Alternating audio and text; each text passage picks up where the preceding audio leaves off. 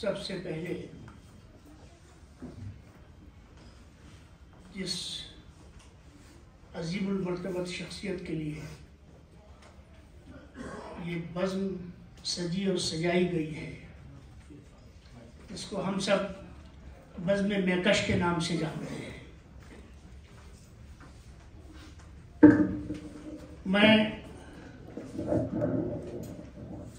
सैयद मोहम्मद अली शाह मेकश अकबराबादी रहमतुल्लाह अलैह को खिराज अक़ीदत पेश करता हूँ, खिराज तहसीन पेश करता हूँ और जिस मकसद के लिए, जिस कौज़ के लिए, जिस उद्देश्य के लिए उन्होंने अपनी सारी ज़िंदगी खपाई, यानी वहदतुल वजूद के तसव्वुर पर सारी ज़िंदगी लगाई और हम सबको ये बताने की कोशिश की और यही सबक हम सबके लिए छोड़ गए और हम अपनी अगली आने वाली नस्लों के लिए उस सबक को सब मिलकर छोड़ के जाए कि इंसान और इंसानियत ये किसी की बकौती नहीं है दोस्तों, ये साझी विरासत है, ये सबका साझा है।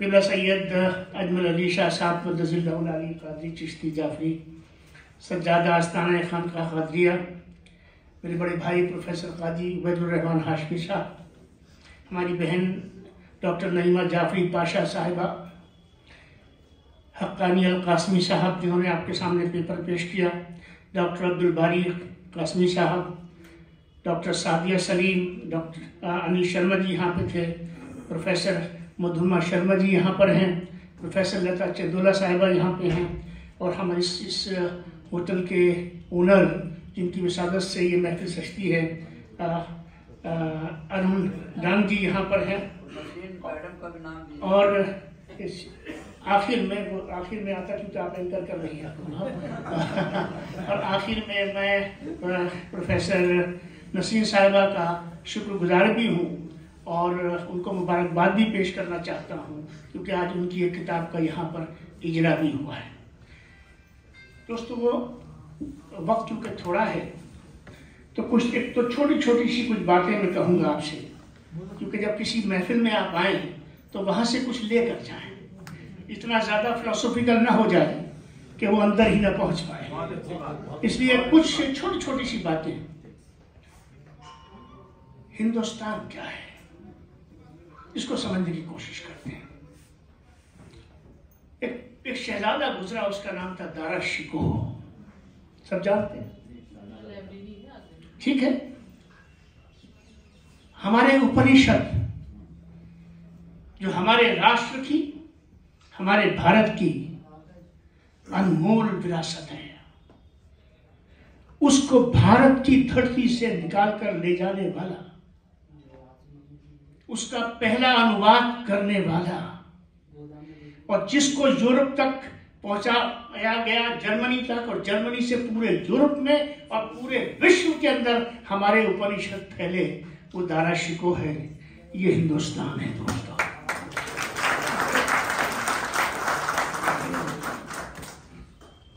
अल्लामा इकबाल की बात हो रही है, ये सच है और सच्चाई को कभी छुपाना नहीं चाहिए, सच्चाई को स्वीकार करना चाहिए, क्योंकि ज़रूरी नहीं होता कि हर शख्स, अभी एक बात आई थी हज़रत मेकश के हवाले से कि सुबह को जो बात कही जाती है ज़रूरी नहीं है कि शाम को वो बात सही रहे, हो सकता है वो शाम में ढल जाए, शाम में पलट जाए, ऐसा होता है। अल्लामा इकबाल ने ये ज़रूर कहा कि सारे जहां से अच्छा हिंदुस्तान हमारा, और ये हिंदुस्तान है दोस्तों जिसने इस गीत को, इसको हमारा राष्ट्रीय गान बना लिया। ये हिंदुस्तान है। अल्लामा इकबाल का कि सुबह तो ये है सारे जहां से अच्छा हिंदुस्तान हमारा, लेकिन अल्लामा इकबाल का एक दूसरा पहलू भी है, मुस्लिम है हम, वतन है सारा जहां हमारा। यहाँ शाम को थ्योरी बदल जाती है, लेकिन ये भारत है, ये भारत की उदारता है कि वो जिसने जितना हमारे राष्ट्र को बनाने में, इसको में जोड़ बिठाने में जिसने इतना काम किया, ये उसको स्वीकार करता है। ये उसका सबूत है सारे जहां से अच्छा। छोटी सी बात में कुछ और कहूंगा। मैं हर साल तकरीबन कोई 14-15 साल से एक निरंकारी संत समागम होता है साल में एक बार, उसमें बुलाया जाता हूं और वहां पर एक स्लोगन होता है, रिलीजन डिवाइड्स, स्पिरिचुअलिटी यूनाइट्स। धर्म को जोड़ना चाहिए वैसे, लेकिन मुश्किल ये है कि ब्रह्मांड एक, कायनात एक, कायनात का बनाने वाला एक, यानी उसका रचयिता और उसका रचनाकार एक, और उसकी रचना हम सबकी एक ही नाक है, दो नाक वाला कोई मिला नहीं आज तक। सबके 2 ही शोल्डर हैं, 3 शोल्डर वाला कोई मिला नहीं आज तक। सबको एक ही जुबान दी गई है, 2 जुबान वाला कोई मिला नहीं आज तक। आप ये बताइए, जब रचयिता एक है, रचना एक है, रचनाकार एक है और हम सब उसकी रचना है, लेकिन हमने शर्मा जी का खुदा और है, ख्वाजा साहब का खुदा और है। ये बात सच है क्या? खुदा तो सबका खुदा है। आप उसको ईश्वर से कह रहा है, कोई ब्रह्म कह रहा है, कोई परमात्मा कह रहा है, कोई उसको जो है गुरु साहब कह रहा है, कोई उसको किसी और नाम से पुकार रहा है।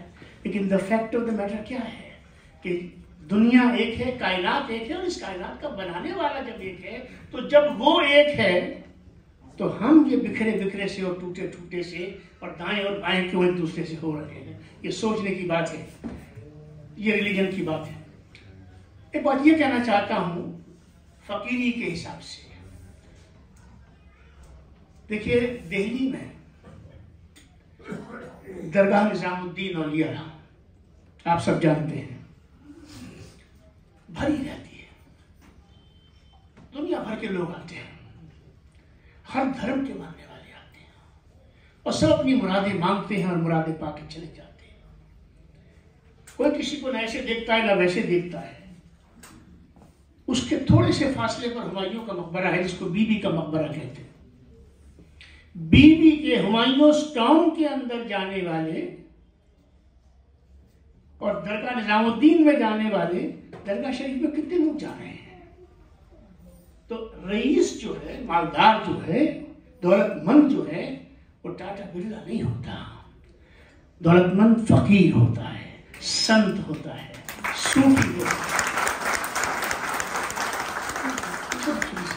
और एक बात आपसे कहना चाहता हूं, क्योंकि जिस बज़्म में मैं खड़ा हूं ये तसव्वुफ की बज़्म है।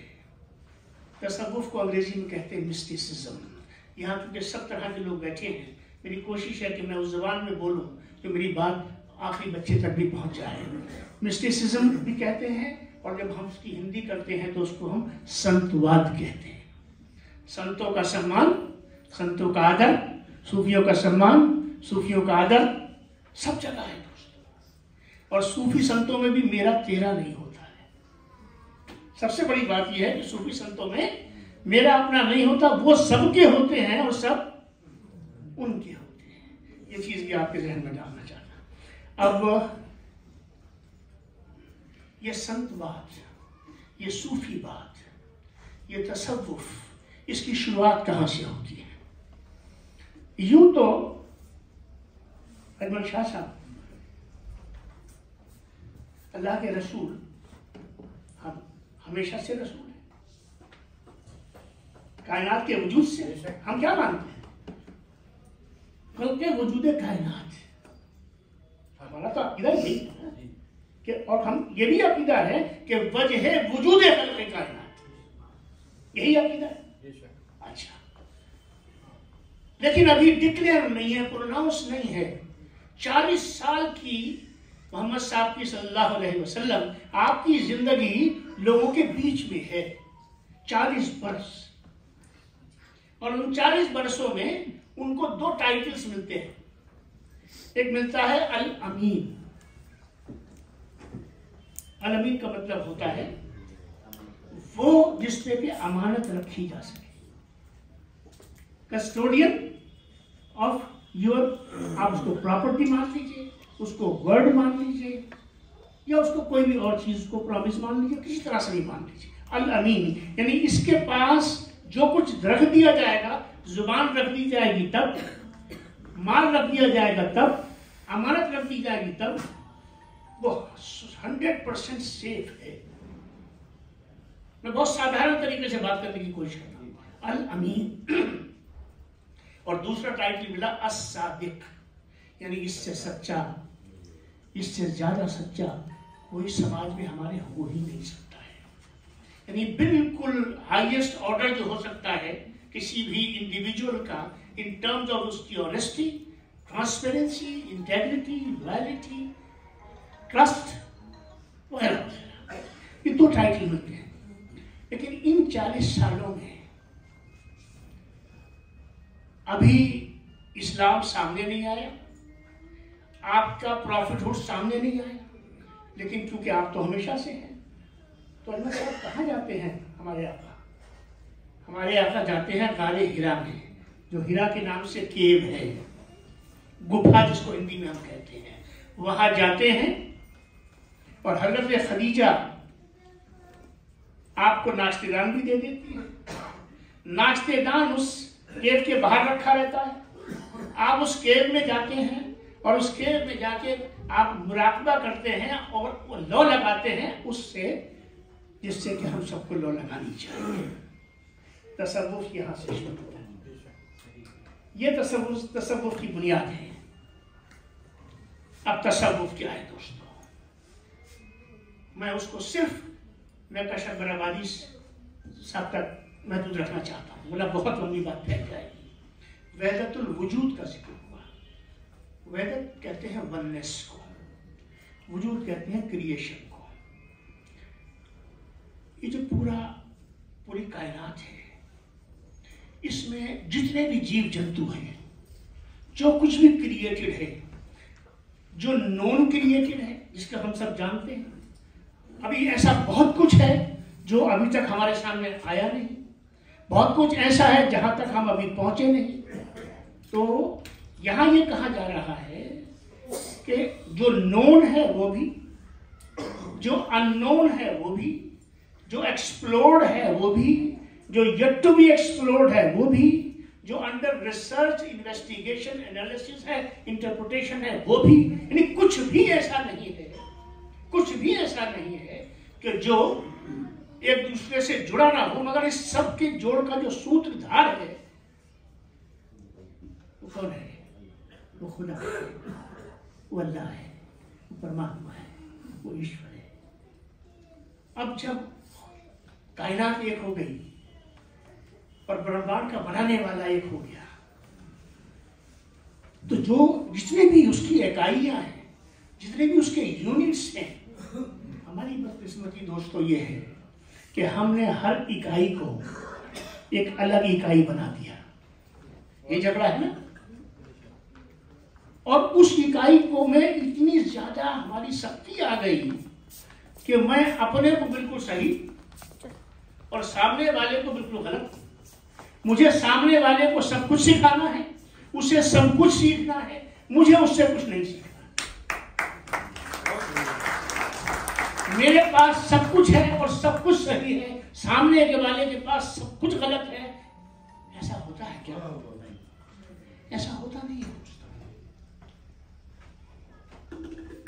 एक तरफ मैं ये कहता हूं कि चीन जाओ, हदीस शरीफ में आए। अब अरब से ये बात कही जा रही है क्योंकि फासले को बताना मकसद है कि अरब से चीन चले जाओ। क्या के लिए चले जाओ? ज्ञान के लिए चले जाओ, शिक्षा के लिए चले जाओ, शोध के लिए चले जाओ, जानकारी के लिए चले जाओ, संस्कृति को समझने के लिए चले जाओ। दुनिया के दूसरे हिस्सों में रहने वाले लोग क्या बोलते हैं, क्या खाते हैं, क्या पीते हैं, किस तरह सोचते हैं, किस तरह रहते हैं, जाओ जरा देखो, जाके समझो। काय के लिए? सोशियोलॉजी में 2 टर्म्स आते हैं दोस्तों। एक टर्म आता है एकल्चरेशन। एकल्चरेशन का मतलब होता है जहां पे 2 संस्कृतियां मिलती हैं और दोनों एक दूसरे से सीखती हैं। और एक टर्म आता है एनकल्चरेशन, जिसमें एक संस्कृति इतनी प्रभावशाली होती है कि दूसरी उसके रिसीविंग एंड पे होती है और उसको उससे सीखना होता है। लेकिन मेरा देश भारत, इसमें कितनी संस्कृतियां हैं, हजारों तो भाषाएं हैं। 10 मील पे 30 मील पे भूषा बदल जाती है, भाषा बदल जाती है, पहनावा बदल जाता है। कितनी अनेकता, कितनी विविधता, कितनी डाइवर्सिटी दुनिया में। हमारा अपना अकेला राष्ट्र ऐसा है, अकेला गौरव ऐसा है कि जो दुनिया में सब कुछ पाया जाता है, कहीं कुछ पाया जाता है, कहीं कुछ पाया जाता है, कहीं कुछ पाया जाता है, लेकिन मेरा ये दो जो राष्ट्र है, जो सब कुछ कहां कहां जहां जहां पाया जाता है, वो सब यहां पाया जाता है। दुनिया को देखना हो तो चाइना में जाके दुनिया समझ नहीं आएगी, अमेरिका में जाके दुनिया समझ नहीं आएगी, भारत में आके दुनिया समझ आएगी। लेकिन मैं पेसिमिस्ट नहीं हूं, मैं पक्का ऑप्टिमिस्ट हूं। लोग बात करते हैं आज के माहौल की, लोग बात करते हैं घृणा फैल रही है, नफरत फैल रही है, दूरियां बढ़ रही हैं, शंकाएं बढ़ रही हैं, शक बढ़ रहा है, भरोसा कम हो रहा है। हमारे अंदर जो तहफ़्फ़ुज़ का एहसास है, सेंस ऑफ इनसिक्योरिटी पैदा हो रहा है, सेंस ऑफ आइडेंटिटी पैदा हो रहा है, आइडेंटिटी क्राइसिस पैदा हो रहा है। इस तरह की भाषा आपको इधर उधर यहाँ वहाँ तहाँ सुनने मिलती है। दो रास्ते हैं दोस्तों।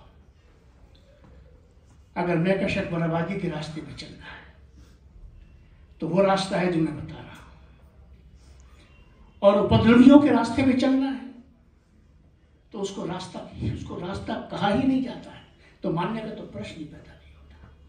रास्ता क्या है? मैं हमेशा कहता हूं जब इंटरफेथ की मीटिंग्स में जाता हूं कि मैं ख्वाजा इफ्तिखार अहमद हूं, सामने मेरी बहन प्रोफेसर मुद्रमा शर्मा जी बैठी हुई है, ठीक है, फिर कोई और भाई बैठा हुआ है, फिर कोई और बहन बैठी हुई है, सब बैठे हुए हैं अपनी जगह पर। लेकिन क्या चीज है जो हम सबको एक जगह जोड़ रही है? इतनी अलग अलग जुबानें, भाषाएं, संस्कृति, किचन का माहौल अलग, खाने का माहौल अलग, खाने पान सब अलग, दर्शन अलग, विचार अलग, लेकिन इस सब के बावजूद अगर आप उस रास्ते पे चलेंगे जिसका मैंने अभी जिक्र किया आपसे, उन इनसिक्योरिटीज पे चलेंगे आप, तो आप न तो अपना हित कर रहे हैं, ना आप राष्ट्र का हित कर रहे हैं, ना आप समाज का हित कर रहे हैं, आप सबको नुकसान हो जा रहे हैं। मुझे शिकायत उससे नहीं है जो मेरा भाई और बहन भटक गया है, मुझे शिकायत है उस सिविल सोसाइटी से, उस अच्छी सोच रखने वाले भारतीय से। इस देश में 90% नहीं 99% लोग अच्छी सोच रखने वाले हैं। अगर किसी की सोच अलग है तो इसका ये मतलब नहीं है कि मेरा वो विरोधी हो गया, इसका ये मतलब नहीं होता कि मेरा वो दुश्मन हो गया। मुझे उसको समझने की कोशिश करनी चाहिए, मुझे उस तक जाना चाहिए, उसकी बात को पढ़ना चाहिए, समझना चाहिए। तो हमें रास्ता जो लेना है वो ये है कि जो हमारे साइलेंट मेजॉरिटी है, जिसके अंदर टोटल यूनानिमिटी है, जिसके अंदर टोटल यूनिटी है, जो बुराई को अक्रॉस द बोर्ड बुराई समझ रहा है, जो इस चीज को रियलाइज कर चुका है कि एनफ इज एनफ, बहुत हो गया, हमको इस सब पर पानी डालना है, हमको आगे जाना है। हमने तय ये करना है कि हमने लिंचिंग करनी है, हमने एक दूसरे को दूर करना है, या हमने इस राष्ट्र के प्रति, इस मुल्क के प्रति, इस वतन अजीज को हम आगे ले जाना चाहते हैं, इसको पीछे ले जाना चाहते हैं। लक्ष्य क्या है? जब तक लक्ष्य नहीं समझेंगे रास्ता समझ नहीं आएगा। लक्ष्य ये है कि $5 ट्रिलियन बिलियन डॉलर की इकोनॉमी, तो मेरे भाई ये आपस में लड़के बनेगी, ये दूसरे को बांट के बनेगी। ख्वाजा साहब ने शर्मा जी को मार लिया, शर्मा जी ने ख्वाजा साहब को मार लिया, दोनों मर गए। और इन दोनों में क्या मरा? दौर में मेरा राष्ट्र मर रहा है। क्या इससे हम आगे निकल जाएंगे? इससे रास्ता रुकेगा। हमको $5 ट्रिलियन की इकोनॉमी बनना है। हमारा लक्ष्य है, हमने यूनाइटेड नेशन सिक्योरिटी काउंसिल का permanent member with veto power बनना है। आज दुनिया में आप देखिए, यूरोप कोलैप्स हो रहा है कि नहीं हो रहा? अमेरिका की इकोनॉमी, आपको पता है कि अमेरिका बैंक करप्ट हो गया था, उसको बेल आउट किया गया था जब बराक हुसैन ओबामा प्रेसिडेंट थे। और किसने किया था? सऊदी अरब ने किया था, अमेरिका। यूके की हालत देख रहे हैं आप। Political stability gone, economic stability gone, even social stability is almost gone. पूरा यूरोप का यार।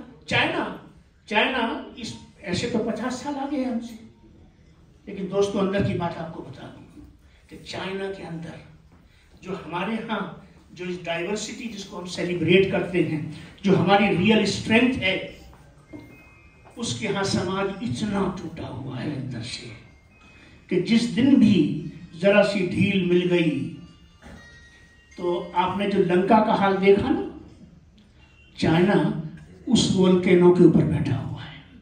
जो इंटरफेथ हार्मनी, जो डायलॉग, जो क्वेश्चन करने की आजादी, जो एक दूसरे को समझने का माहौल, जो एक दूसरे को आगे बढ़ाने के लिए देने की स्पेस देने का एक रुझान, ये जो चीज है ये यहां पाई जाती है दोस्तों, ये वहां नहीं पाई जाती। चाइना बिखर रहा है, पाकिस्तान का हाथ, उसका हाल नहीं, उसका हशर आप देख रहे हैं। बांग्लादेश आपके सामने, लंका आपके सामने है। आज अमेरिका, यूरोप, कनाडा, ऑस्ट्रेलिया, ये सारी दुनिया आपके सामने है। मिडिल ईस्ट आपके सामने है। पूरे विश्व को कौन बचाएगा?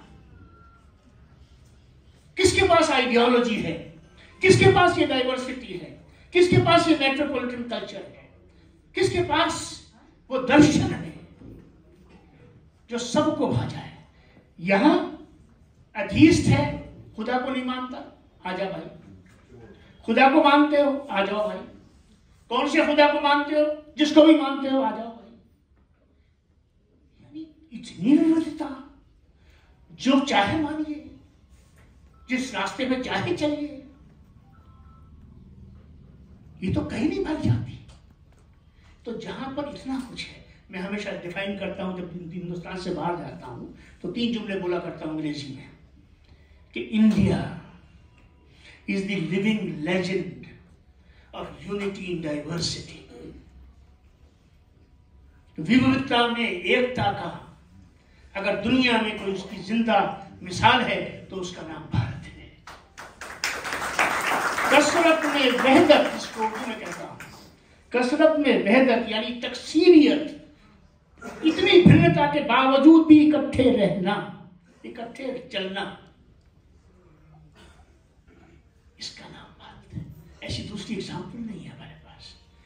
तो मैं समझता हूं, बातें तो बहुत सी मैं आप लोगों से कर सकता हूं, लेकिन मैं आखिर में बहुत मुख्तसरन 2-3 गुजारिश आपसे करना चाहता हूँ। इस शहर में भी जाता हूँ, यही गुजारिश करता हूँ।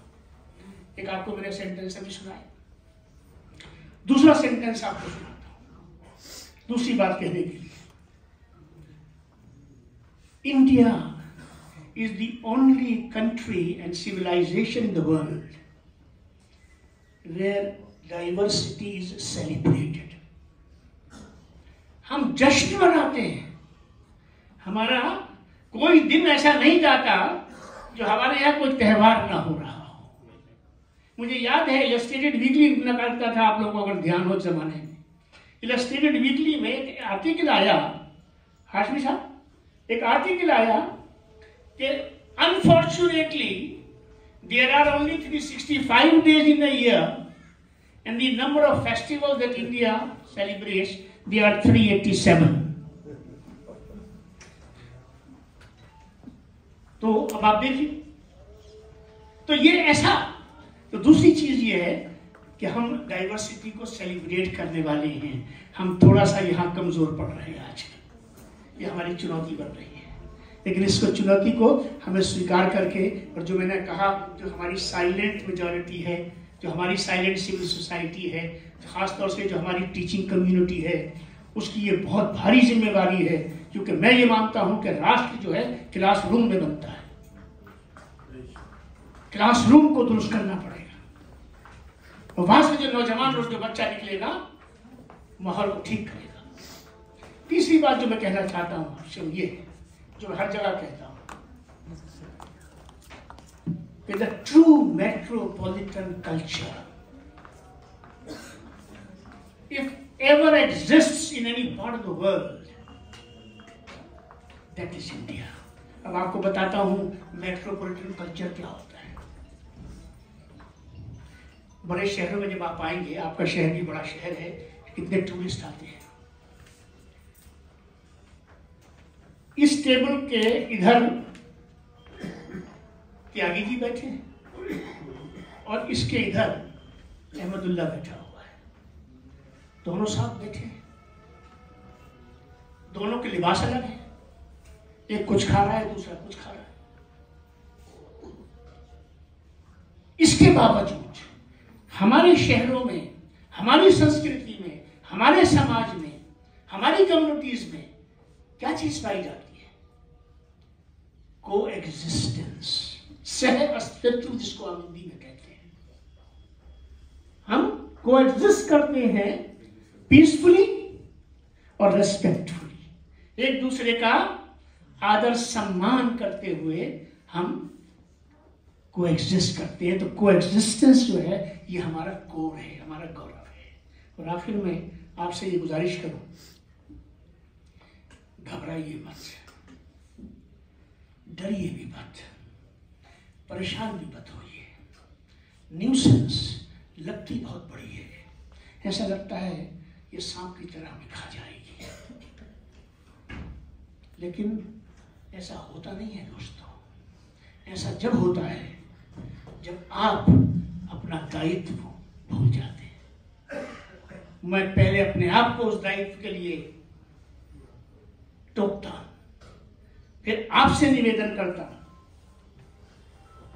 कि चुनौती बनी है, लेकिन हम अपने राष्ट्र को किसी भी कीमत पर न बिगड़ने देंगे, न बिखरने देंगे, न टूटने देंगे,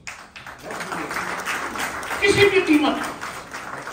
और ये हिंदूवाद, मुस्लिमवाद, सिखवाद, एक नक्सलवाद, फलावाद, ये बहुत हो गया दोस्तों। अब एक बात चलना चाहिए,